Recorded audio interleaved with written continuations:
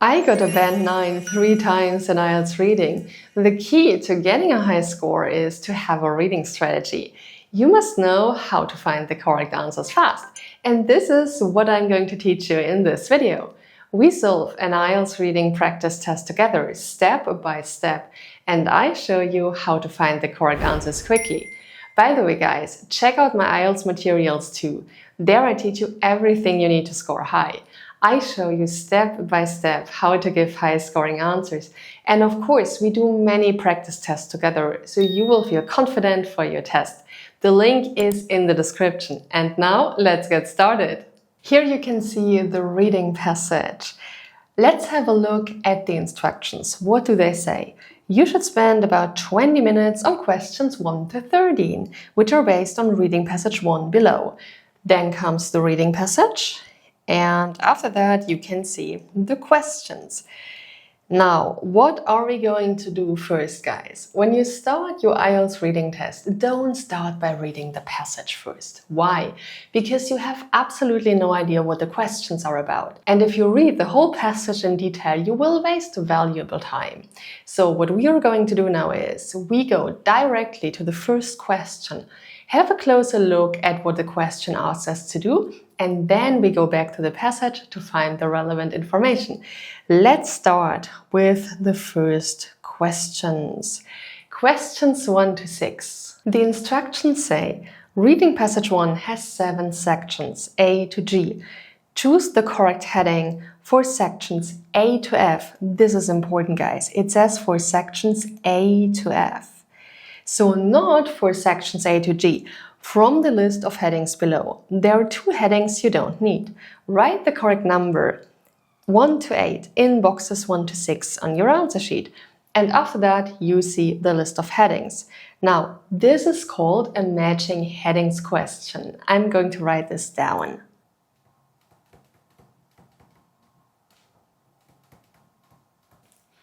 And it's called like that because you have to find the correct headings for the sections. We start with section A because we have to find the correct headings for sections A to F. So let's go to section A. Let's quickly skim the section so we get a general idea of what the section is about. Here it says, asked to name the world's greatest cities, most people would probably come up with Paris, New York, Bangkok or Dubai, places that attract millions of tourists every year. However, none of these regularly features at the top of livable cities lists produced annually by publications like The Economist and Monocle. So, this is about cities.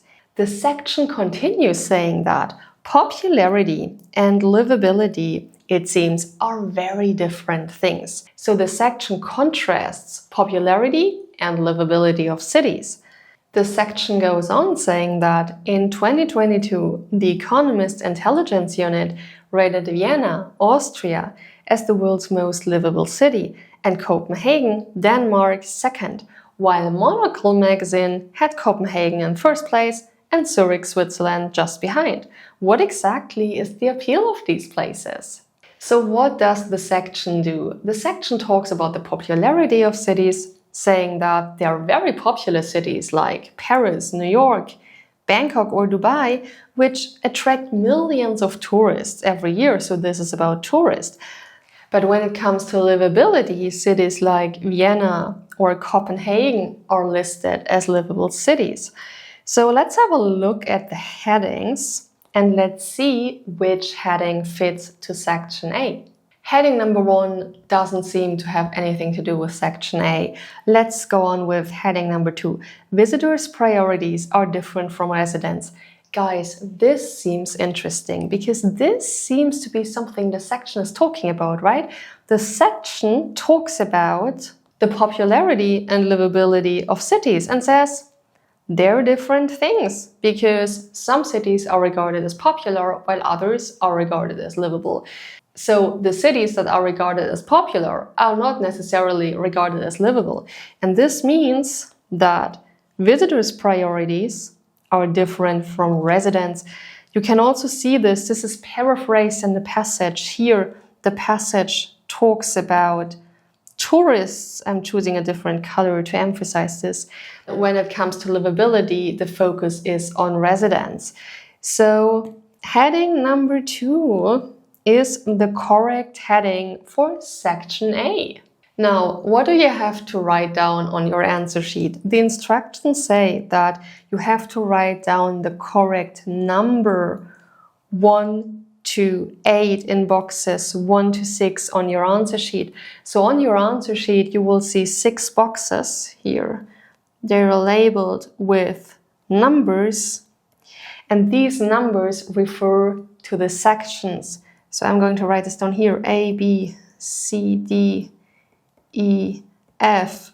So because you have to find the correct headings for sections A to F, as it says here. So on your answer sheet for section number A, so number 1, you write down 1. And attention guys, it's a Roman number, okay? You write down 1 as a Roman number. Make sure you get this correct. If you don't get this correct, you don't get the point, because the instructions tell you to write down the correct number. And here you can see Roman numbers, and those are those numbers here. So that's what you need to write down.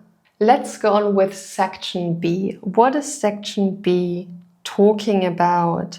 Section B says the Economist Intelligence Unit uses 5 criteria to calculate an overall livability score, and then it lists the criteria: stability, culture and environment, healthcare, and so on. The section continues saying indices for stability, which represents 25% of the total score allocated, include a low terror threat and few petty crimes, while indices for culture and environment include low levels of censorship and wide availability to consumer goods. So what is this section talking about? This section is talking about a certain type of ranking, namely the Economist Intelligence Unit. And it explains that 5 criteria are used to calculate an overall livability scores. Then the criteria are listed, and then the section goes into more depth regarding these criteria. Now, let's have a look at our answer choices. Which heading is the correct one? Heading number 1 doesn't seem correct. The section doesn't talk about whether some cities are disadvantaged in livability lists. Let's continue. Heading number 2, we can't choose that one because we have already chosen that heading for section A. We continue reading. Heading number 5 seems interesting, guys. Number 5 says how one global ranking measures cities' livability. And that's exactly what section B is talking about, right? It talks about the Economist Intelligence Unit and that it uses 5 criteria to measure livability, to calculate an overall livability score. And then it talks about these criteria in more detail. So that's the correct heading. If you are unsure, you can have a look at all of the headings to make sure you pick the correct one. So we can quickly go on with heading number 6, are livable cities really such great places to live? This is obviously nothing to do with our section. And also the other 2 headings are not relevant. So now we know for certainty that number 5 is the correct heading for section B. So I'm going to write down 5 here. I'm also going to mark that we have used this heading. This makes it easier later when choosing the remaining headings. If you mark that you have used one, then you know you can't use that heading again. So this makes it easier to choose between the remaining headings as you progress. Let's go on with section C. What does section C talk about? Let's have a look.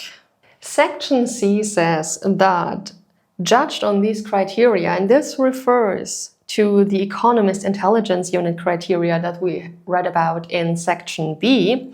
Judged on these criteria, Vienna was awarded a certain percentage in the Economist's livability survey. And then it continues saying that it's true, these cities are clean, safe, and comfortable places to live. But organizations such as Smart Cities Dive have criticized the way that livability scores are calculated. So there is a criticism here.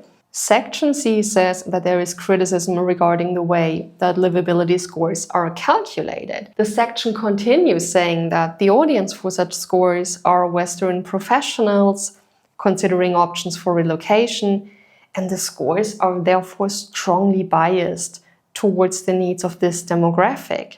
And then the section gives an example saying that one of the indices for culture and environment is how tolerable a city's climate is, and this is clearly very subjective, right? So it then says the humidity of Bangkok may be intolerable to a first-time visitor from Paris, but less so to one from nearby Singapore. And then the section concludes saying that, in short, cities penalized for sweltering summers and monsoon rains can do little to improve their ranking in this area.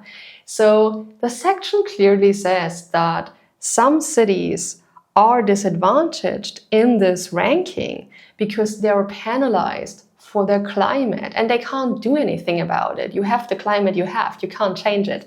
So let's have a look at the list of headings. What do we have here? Heading number 1. Heading number 1 seems pretty good, right? Are some cities disadvantaged in livability lists? That seems pretty good. Let's quickly have a look at the other answer choices to make sure that this is the correct heading.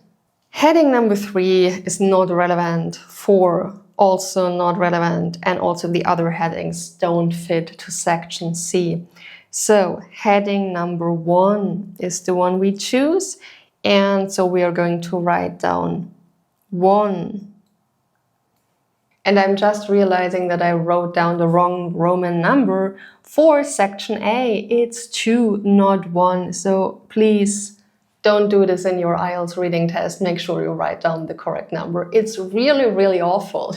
If you don't pay attention, write down the wrong Roman number, although you actually know which one is the correct heading. So it's really awful losing points because of that.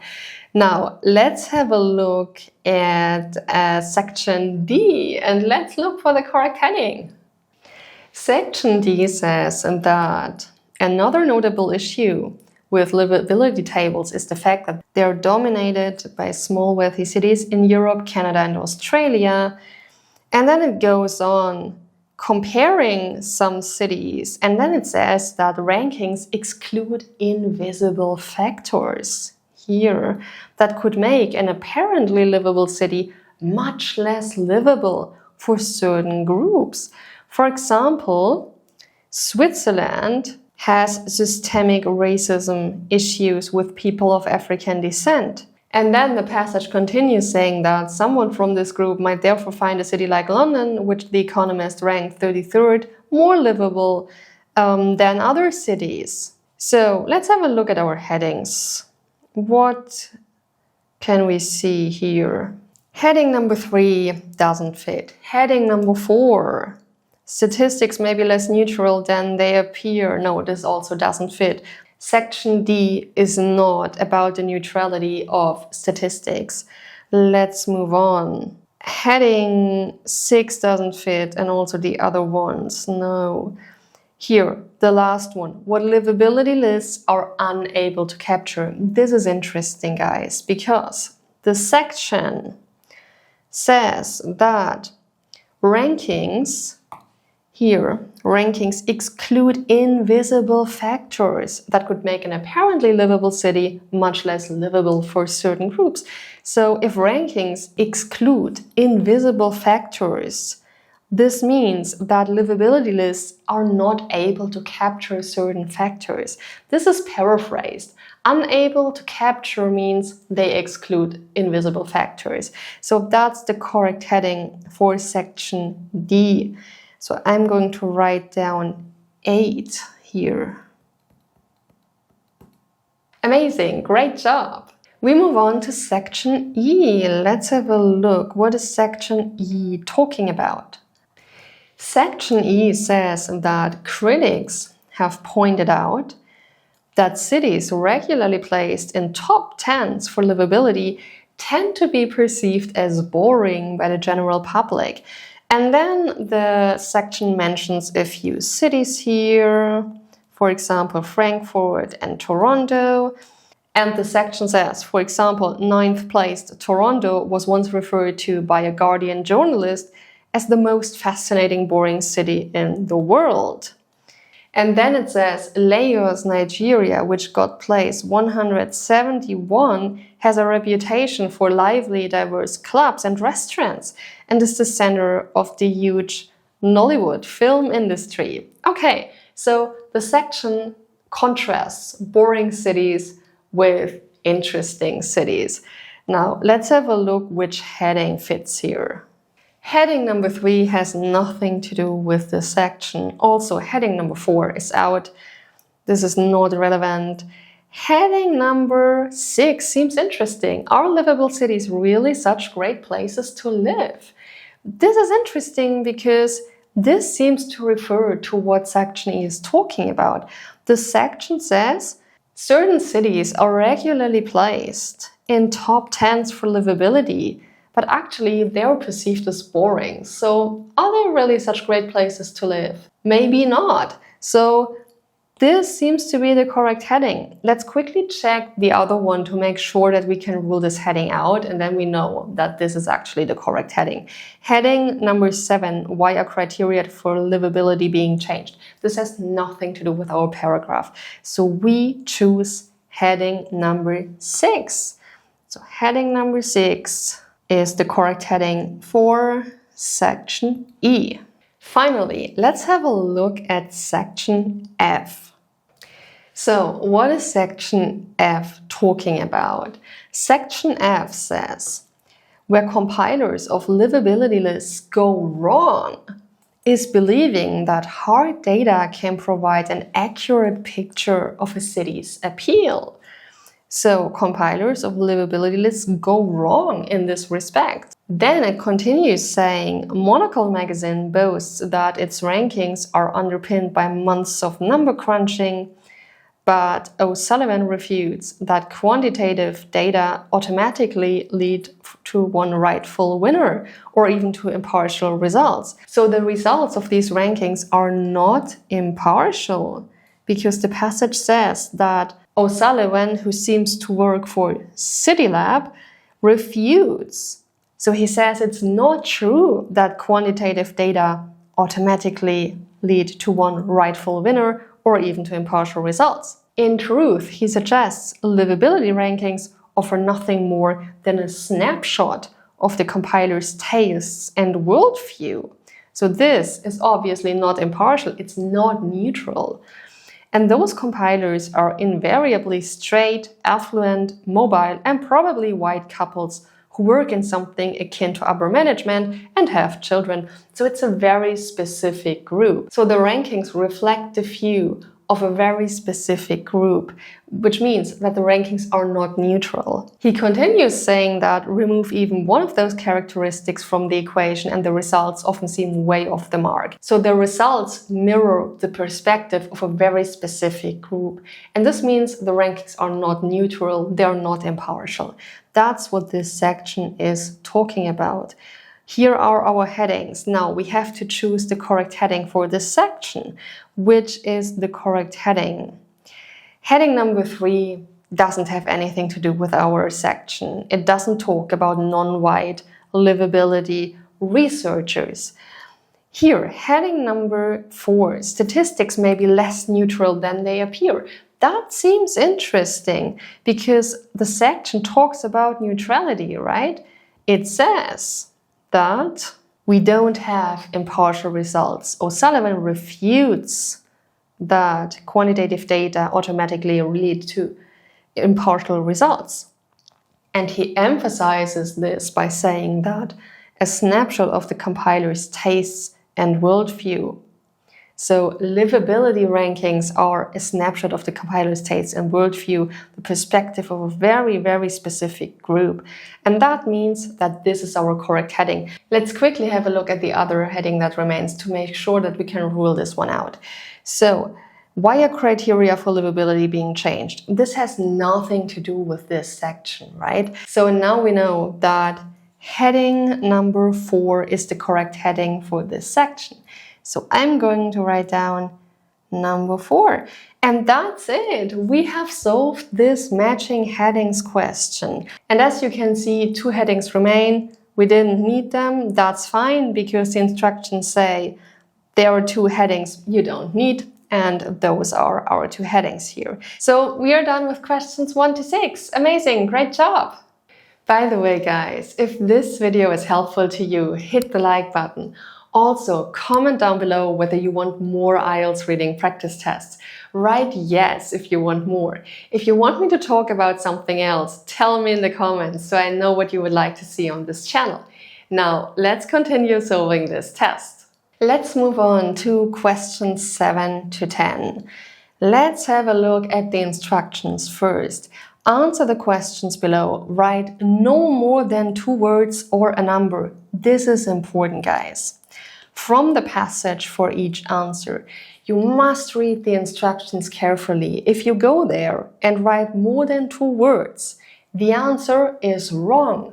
Even if you spotted the correct answer in the passage, you are only allowed to write down no more than 2 words or a number. So make sure you read the instructions carefully.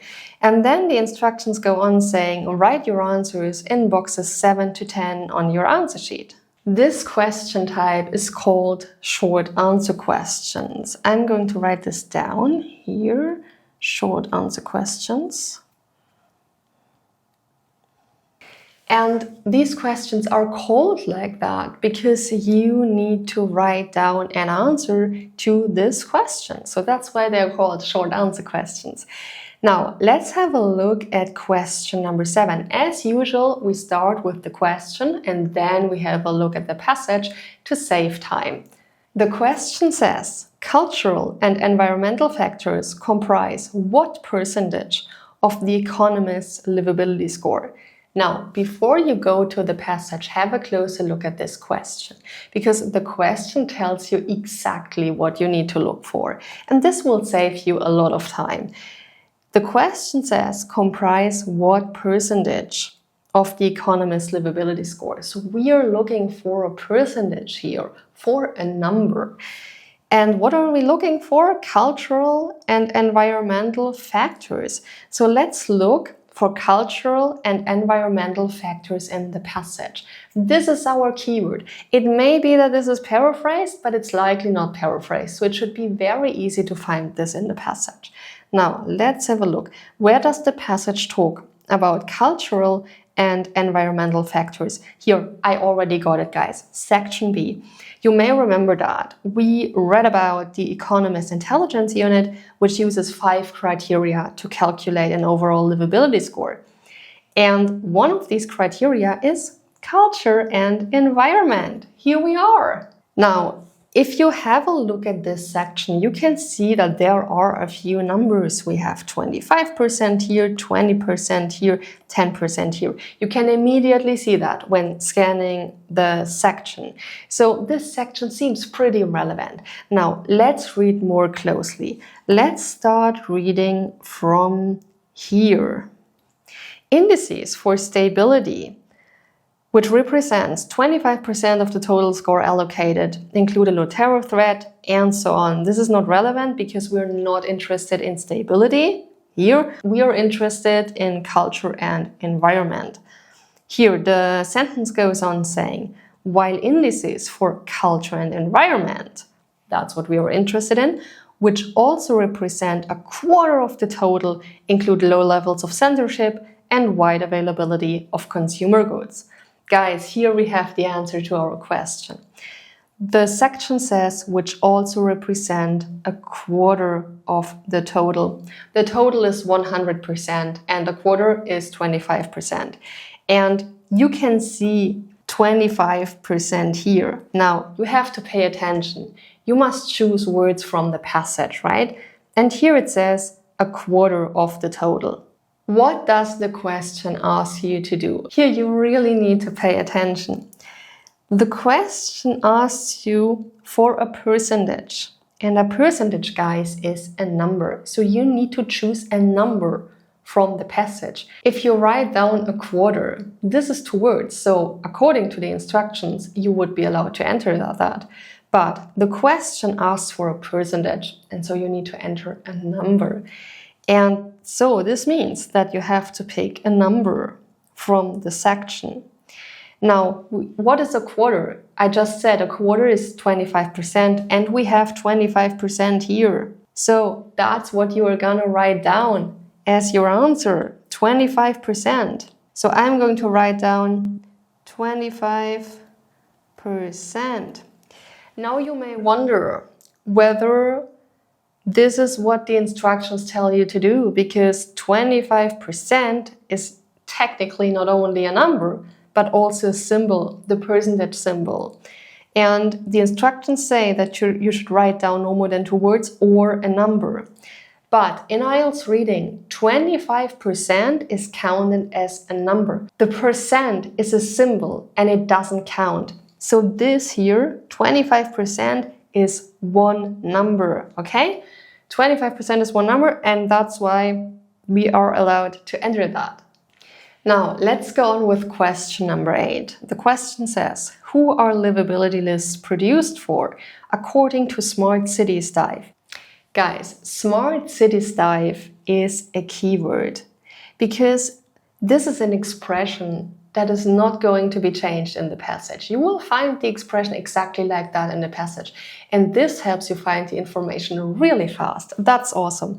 So we're looking for Smart Cities Dive in the passage. We start with section A and we just scan the passage and check where we can see this expression. So let's continue. Here in section C, I'm gonna choose a different color for this. Smart Cities Dive is mentioned. What is Smart Cities Dive? Let's read from here. Certainly, it's true, these cities are clean, safe and comfortable places to live. But organizations such as Smart Cities Dive, so it's an organization, have criticized the way that livability scores are calculated. Now, let's again have a look at the question. What did the question ask us to do? Who are livability lists produced for according to Smart Cities Dive? Let's continue reading. The audience for such scores. This is interesting, guys, because this is what we're looking for, right? The question asks, who are livability lists produced for? And here the passage talks about the audience of these scores. That's what we're looking for. The audience for such scores, they claim, are Western professionals considering options for relocation. And the scores are therefore strongly biased towards the needs of this demographic.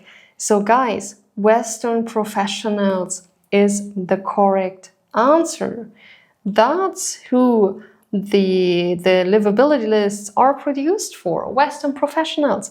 So that's what we are going to write down here. Western professionals.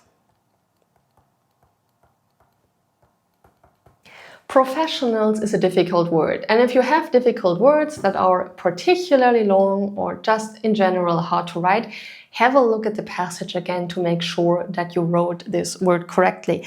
So here I wrote Western professionals, and we're quickly gonna have a look at the section to see that I have written it correctly. Western professionals. That looks amazing. Now, you may notice that I only use capital letters here. Why am I doing that? In IELTS reading, you are allowed to do that. You don't have to capitalize all letters, but you can do it. And I recommend doing it.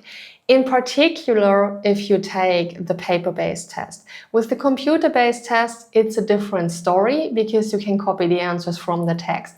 That's why I don't use all caps in the computer-based IELTS.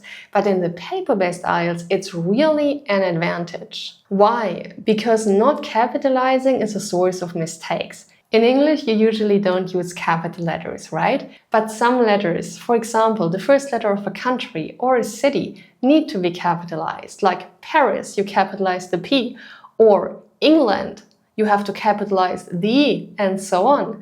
And if you don't pay attention and forget to capitalize this letter, the answer is wrong. And that's why it's smart to capitalize all letters, because then you can't make this mistake. And that's why I'm capitalizing all letters here.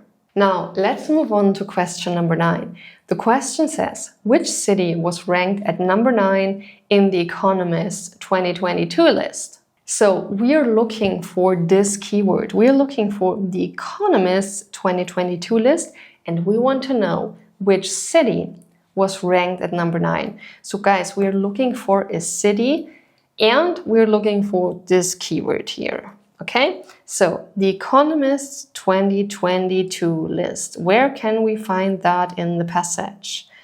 Where can we see it? Let's start from the first section. There is nothing about that in section A. It talks about 2022 here. 2022 is mentioned here, but it doesn't talk about place number 9. So section A doesn't help us. Let's move on here. C also talks about The Economist's 2022 livability survey, but now we need to check whether it also talks about place number 9. And it doesn't do that, so this section is not relevant. Let's move on. Again, in section D, we can see 2022, but also this section doesn't talk about place number 9. Now, section E, I can see something here. The Economist's 2022 list. This seems interesting because this is exactly what we're looking for, right? Now, let's have a look at place number 9, and I can already see it. It's here. 9th place, Toronto was once referred to by a Guardian journalist as the most fascinating, boring city in the world. And then the sentence goes on talking about something else. Now, 9th place, Toronto. So Toronto was ranked at number 9. So I'm going to write down Toronto. Toronto. Finally, let's have a look at question number 10. How many cities in total were ranked in The Economist's 2022 list? So again, we're looking for The Economist 2022 list. Let's have a look at section E, because this section talked about The Economist 2022 lists here. And let's check whether we can figure this out. Now, here it says, guys, let's start reading from here. Conversely, Lagos, Nigeria, which placed 171 of 172 on The Economist list, has a reputation for lively, diverse clubs and restaurants, and then the sentence goes on. And this is the solution. Here we have it. Number 172. That's the solution. How many cities in total were ranked? 172. So I'm going to write down 172, and that's fine because the instructions say that we can enter no more than 2 words or a number, and 172 is a number. Amazing, great job! Now, let's have a look at questions 11 to 13. What do the instructions say? The instructions say, do the following statements agree with the information given in reading passage 1? In boxes 11 to 13 on your answer sheet, write true if the statement agrees with the information, false if the statement contradicts the information, and not given if there is no information on this. This is a true, false, not given question. I'm going to write this down here. And it's called like that because you have to say whether the statement is true, false, or not given. Now, let's have a look at the first statement. Question number 11. The Economist awards cities lower scores if pharmacy medicines are not easily available. So we're looking for pharmacy medicines. We now have to check the passage and see whether the passage talks about pharmacy medicines. Section A doesn't talk about that. Let's move on to section B. Does it talk about pharmacy medicines? This is interesting, guys. The section talks about healthcare here. Let's read this sentence. Healthcare and infrastructure are each worth 20% of the total score, with researchers considering factors such as access to doctors and over-the-counter drugs for the former and housing, utilities, and transport for the latter. This is interesting, guys, because the passage talks about over-the-counter drugs, and this is another word for pharmacy medicines. Now, the sentence says, healthcare and infrastructure are each worth 20% of the total score, and factors such as access to doctors and over-the-counter drugs are considered by researchers when calculating the total score. Now let's again have a look at our statement. The statement says, the Economist awards cities lower scores if pharmacy medicines are not easily available. Again, let's jump to this section here. The sentence says that researchers consider factors such as access to over-the-counter drugs when calculating this total score of healthcare. And this means that if there is no easy access to over-the-counter drugs, which means pharmacy medicines, this results in a lower score. And that means that this statement is true, because this statement agrees with the information given in the passage. Let's move on to question number 12. The humid climate of Southeast Asian cities like Bangkok puts off many potential European visitors. Here we have a keyword, guys, and that keyword is Bangkok. Bangkok will appear exactly like that in the passage, if it does. If it appears, it will appear exactly like that, because names of cities cannot be changed. That's why Bangkok is an excellent keyword. Amazing. So let's have a closer look at the passage. Where does the passage talk about Bangkok? Here, there is nothing about Bangkok. Here, in paragraph C, I can see it. Let's read this sentence more closely. The humidity of Bangkok may be intolerable to a first-time visitor from Paris, but less so to one from nearby Singapore. Moreover, climate, unlike healthcare or education, cannot be controlled by better governance. So this isn't about Bangkok anymore, so we are not interested in that. But we are interested in this sentence here. The humidity of Bangkok may be intolerable to a first-time visitor from Paris. Now, the sentence says that the humidity of Bangkok may be intolerable. It doesn't say that it is intolerable. It's probably intolerable, but we don't know. So let's have a look again at question number 12. The humid climate of Southeast Asian cities like Bangkok puts off many potential European visitors. That's not what the passage is saying, right? The passage says that the humidity may be intolerable to a first-time visitor from Paris, so from Europe. But it doesn't say that the humidity puts off potential visitors from Europe. So what does this mean? It definitely means that the statement is not true, because the passage doesn't say that. But does this mean that the statement is false? Here you need to pay a lot of attention, guys. The passage doesn't say that the statement is false. And many IELTS test takers get this wrong here, because they think, okay, it's not stated in the passage. The passage says maybe. It doesn't say is intolerable. It doesn't say that it puts them off, so it's false. That's not correct. Don't fall into this trap. The statement is not given because the passage doesn't talk about it. It just says the humidity of Bangkok may be intolerable to a first-time visitor from Paris. But it doesn't say that it puts them off. But it also doesn't say that it doesn't put off visitors from Europe. So we don't know. There is not enough information in the passage to say whether it's true or false. And that's why the correct answer is not given. So I'm going to write down not given here. Finally, let's check out question number 13. Monocle magazine has its main office in Switzerland. So we're looking for this keyword here, Monocle magazine. Now let's check. Where does the passage talk about Monocle? Here in section A, I can see the word monocle. Let's quickly have a look at this sentence here to see whether it gives us the information we need.